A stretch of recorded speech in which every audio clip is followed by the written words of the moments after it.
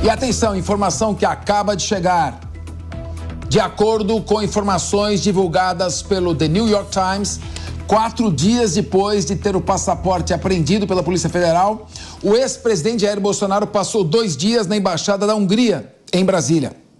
Bruno Pinheiro chega ao vivo com a gente aqui no Linha de Frente com informações exclusivas. Bruno, você conversou com o ex-presidente Jair Bolsonaro? O que ele disse? Qual foi a explicação? A Polícia Federal se manifestou? O que significa essa notícia?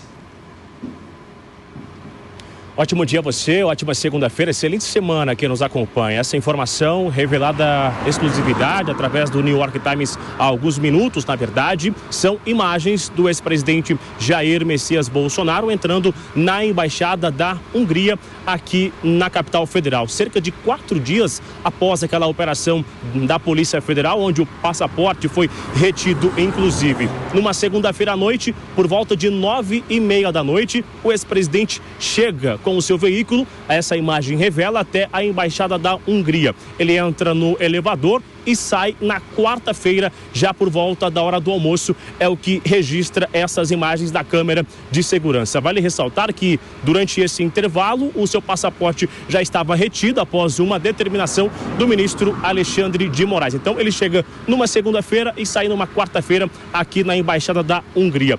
Eu conversei com o ex-presidente há alguns minutos, ele me revelou algumas informações. Ele confirmou que esteve durante 2 vezes lá na Embaixada da Hungria e também me confirmou que ele estava sozinho na capital federal e resolveu ir visitar e ficar à noite lá então na embaixada. E me disse o seguinte, que ele não vai revelar o assunto que foi discutido naquela noite, naquele encontro que ele esteve lá na embaixada, que não vai discutir este assunto, que não existe nenhum impedimento dele ir lá e de conversar. Foi uma conversa, relembrou que quando ele foi chefe de Estado, foi presidente da República, ele fez várias amizades e diante disso ele também recebeu convite para visitar a Embaixada de Israel. Só não foi porque ele imaginava que iria subir a temperatura se ele fosse naquele momento. Então ele afirmou que não vai revelar por quanto tempo ele ficou lá, se o carro que saiu sem ele ou com ele, ou se ele retornou lá outras vezes. Eu fiz um questionamento ao ex-presidente, já que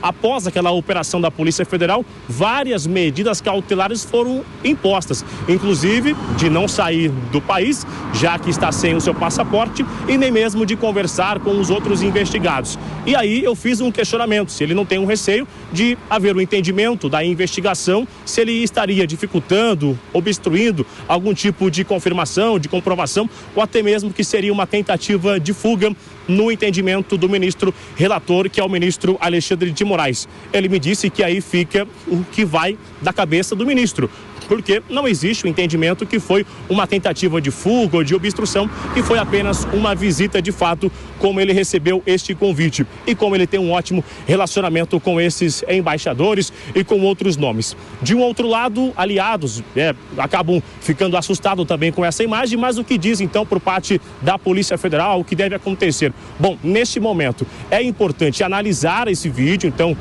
por parte da Polícia Federal neste momento é analisar essas imagens, a comprovação dessas imagens, se de fato é da embaixada, o que o ex-presidente foi fazer de fato lá, se foi um convite ou se foi uma solicitação do ex-presidente para ficar durante essas noites lá na embaixada. Se comprovado uma obstrução da investigação, se comprovado uma tentativa de fuga, aí haverá o entendimento de uma quebra de medida cautelar que foi imposta pelo ministro Alexandre de Moraes. Então, neste momento, é importante aguardar o quê? Uma avaliação concreta da Polícia Federal, é um material, um tipo de prova que será analisado após essa revelação do jornalismo do New York Times e entender qual de fato foi o objetivo de Bolsonaro naquela visita que chega na noite de segunda-feira e sai na quarta-feira. O ex-presidente está em São Paulo e disse que não tem receio de nada e confirmou que sim, ele esteve lá naquela noite e também esteve em outro momento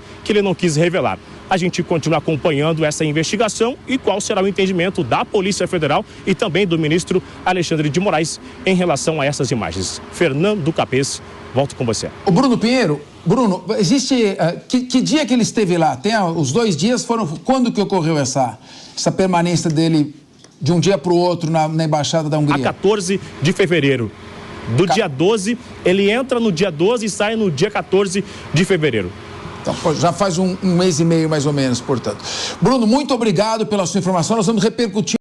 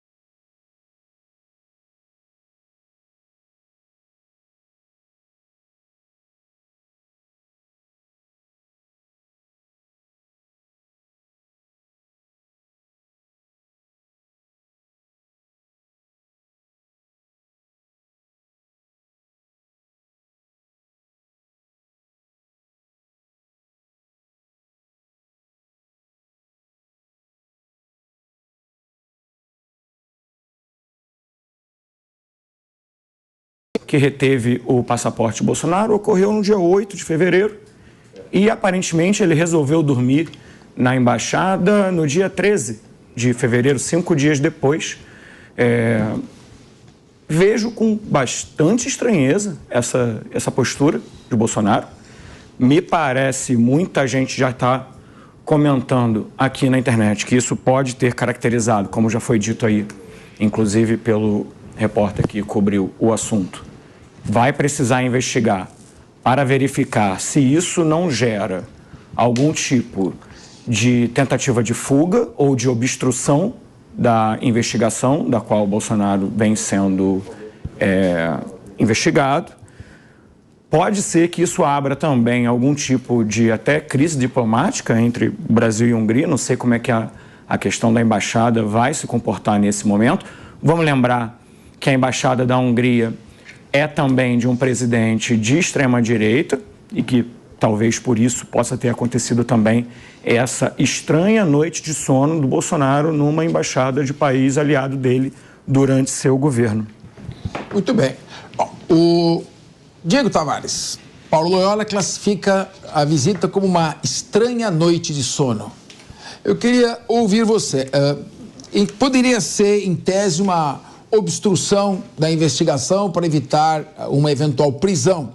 Mas o fato é que isso acabou no dia 14 de fevereiro, durou apenas 2 dias, e nós estamos aqui, chegando aqui no dia, hoje é 25 de março. Então são 25 dias, mais outros 15 de fevereiro, que foram 29 dias, já são 40 dias. A gente sabe que a prisão preventiva tem certos requisitos para garantia da ordem pública, assegurar a instrução criminal, evitar a fuga. O presidente está aí aparecendo publicamente em vários locais. Como você classifica esta visita? Uma visita ao Vítor Orbán ou uma, abre aspas, estranha noite de sono, fecha aspas, Paulo Loyola? Olha, essa frase boa. Vai pegar, hein? Capês, tem uma frase para pegar. Pegou já. Eu já. Vai virar livro ainda. Você pode bolar algo, isso dá um nome de livro. Você pode bolar um outro título, por favor? O pessoal já estava me xingando no YouTube. Agora, amigo, céu é o limite. O que me parece, professor Capês, é que enquanto tiver bambu, vão fazer flecha. Não tem jeito. Olha, se hospedou na embaixada da Hungria para obstruir a justiça, para fugir de uma prisão que sequer estava decretada. Então, faz muito sentido. É claro, por envolver o nome do ex-presidente Bolsonaro em um cenário polarizado, é claro que tudo dá notícia, mas para mim, a princípio, é o expediente normal de um ex-presidente que é um grande nome da direita no mundo, que é um ator político, ainda que inelegível, provou na Avenida Paulista, no último dia 25 de fevereiro, que detém grande capacidade de mobilização de massas. Então, ele é uma figura política importante, inegavelmente, e daí a possibilidade de que ele tenha, de fato, assuntos a tratar com embaixadores e que fique lá 2, 3, 4 dias. Fato é que não existia nenhuma ordem de prisão para que ele estivesse ali obstruindo a justiça. E vamos combinar. Aqui, país vizinho, a Argentina, que que na ocasião já era liderada por Javier Milei, um grande aliado de Bolsonaro, como é público e notório. Faria muito mais sentido para buscar um asilo político que o ex-presidente se locomovesse até a Argentina, o que para ele não deve ser uma grande dificuldade, que combinasse isso previamente com o governo argentino para entrar lá ainda com seu passaporte cassado. Então, não faz muito sentido essa história de que, olha, esteve na embaixada para uma possível obstrução da justiça. Para mim, é mais um ponto dessa parte da polarização que é um pouco de teoria da conspiração, perseguição, enfim. Não faz sentido para mim que isso seja de fato uma forma do Bolsonaro tentar fugir da efetivação da justiça brasileira. Deise Ciocari, nós estamos falando do crime organizado libertando 2 presos na penitenciária de segurança máxima de Mossoró. O Tatu, que sai por cima, e o Deizinho. E ainda não foram recapturados. Estamos falando do traficante André do Rap, que teve liberdade provisória e deve estar a essa altura na Bolívia ou nas matas colombianas. Estamos falando de uma criminosa envolvendo deputado federal, membro do conselho, conselheiro do Tribunal de Contas, policial militar, delegado-geral de polícia, policial do BOP, envolvido no assassinato de uma vereadora. Estamos falando num déficit fiscal de 300 bilhões de reais. Mas estamos focados, o país, na estranha noite de sono de Jair Bolsonaro. Eu gostaria de ouvir a sua avaliação como cientista política. Quais são as repercussões políticas que pode ter nesse caso? Capeza, então, as repercussões políticas, né? Por mais que a gente tenha, e o Brasil tem muitos problemas, a gente tem a segurança pública, que o caso da Marielle está esfregando na nossa cara todos os dias, mas a questão é que homem público não tem vida privada, né? O ex-presidente ainda é um homem público. A notícia ela é bem recente, a gente tem que ter muita cautela na hora de comentar, mas me parece que mostra uma predisposição a resistir a uma eventual possibilidade de prisão, né? A gente tem que lembrar que, se eu não me engano, 2 ou 3 dias antes, o Orbán elogiou o ex-presidente nas redes sociais, pediu para ele continuar a luta dele. Essa cena toda que a gente está vendo agora, que a gente tem conhecimento agora, ela me parece bem preocupante, porque ela também provoca instabilidade. O ex-presidente, ele é uma pessoa que está sendo investigado por algumas operações da Polícia Federal, inclusive essa última, a Tempus Veritatis. Isso é mais um elemento a essa investigação e é um elemento, sim, suspeito, que agora as autoridades precisam investigar, entender qual era a motivação por trás disso, mas me parece bem suspeita. Assim, aí eu concordo com o Paulo. E aí tem o agravante ainda dele, do Orbán, serem muito próximos e no meio de uma investigação. Acho que as conclusões elas não serão muito positivas dessa vez, não. Robson Farinazo, será que isso pode servir como motivo para determinação de outra medida restritiva contra o ex-presidente Jair Bolsonaro? Olha, Capês, a gente não sabe como as coisas vão evoluir, até porque a gente não tem acesso a tudo o que está ocorrendo aí nas investigações, né? Mas o meu receio é mais isso aí acabar virando uma crise internacional desnecessária para o Brasil, né? A gente não precisa disso. Já temos nossos próprios problemas internos aí. A gente sabe que o relacionamento do presidente Bolsonaro com o Viktor Orbán é bom. O Bolsonaro visitou a Hungria, a gente precisa lembrar, né? Quando ele voltou da Rússia, ele passou pela Hungria. Mas eu acho que essa situação aí, ela deveria, uma situação interna do Brasil. Nós já temos bastante problemas, que a gente deveria resolver essas coisas no nosso nível, entre nós. É um problema de brasileiros, com brasileiros a gente pode se acertar. A gente não precisava escalar isso aí, né, para a alçada de outros países aí, principalmente de outros continentes. O que eu vejo faz aí 1 ano e 3 meses que as notícias, as manchetes dos principais jornais do país ficam focados nessa questão, nessa obsessão por Jair Bolsonaro. Vamos acompanhar para ver os próximos passos.